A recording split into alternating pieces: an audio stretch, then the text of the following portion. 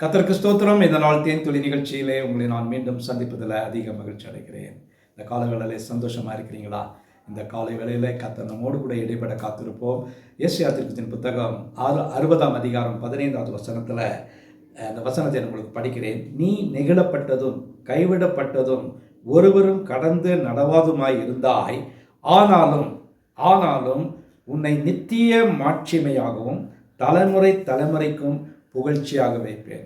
இது கர்த்தர் நமக்கு கொடுக்கிறதான ஒரு நல்ல ஒரு அஷூரன்ஸ், இல்லாட்டா ஒரு உறுதி வாக்காக கொடுக்கிறார். அது என்னவென்று சொன்னால், உன்னை நான் தலைமுறை தலைமுறைக்கும் மகிழ்ச்சியாக வைப்பேன், அதோடு கூட நித்திய புகழ்ச்சியாகவும் உன்னை நான் வைப்பேன் என்று சொல்கிறார். இந்த நாளில் கூட இந்த வேளையில் இந்த வசனத்தை கேட்டுக்கொண்டிருக்கிற நம்மில் அநேகர் கூட தனித்து விடப்பட்டவர்களாக, நெகிழப்பட்டவர்களாக, கைவிடப்பட்டவர்களாக சோர்ந்து போய் காணப்படலாம்.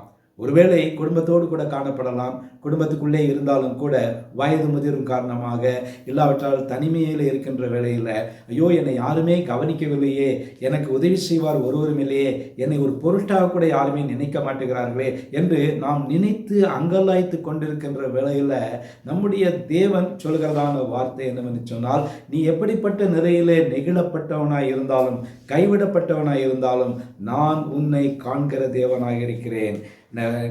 சொல்லும் பொழுது, உன்னை நான் நித்திய மாட்சிமையாகவும் தலைமுறை தலைமுறைக்கும் புகழ்ச்சியமாக வைப்பேன்.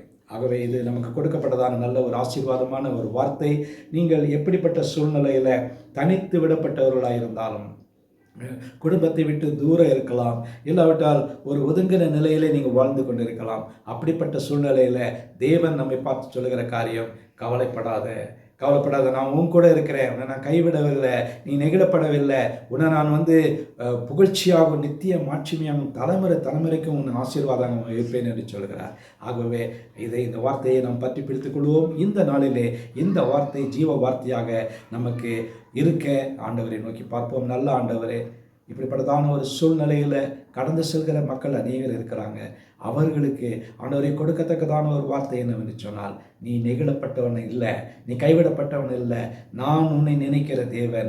ஆகவே நான் உன்னோடு கூட இருக்கிறேன், உன்னை நான் புகழ்ச்சியாக வைப்பேன், உன்னை நித்திய மாட்சிமையாக தலைமுறை தலைமுறையாக வைப்பேன் என்று சொல்கிறவர்.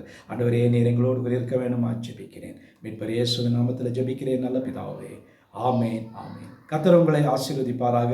இந்த நாள் உங்களுக்கு ஒரு மன மகிழ்ச்சியின் ஆசீர்வாதமான ஒரு நாளாக அமையட்டும்.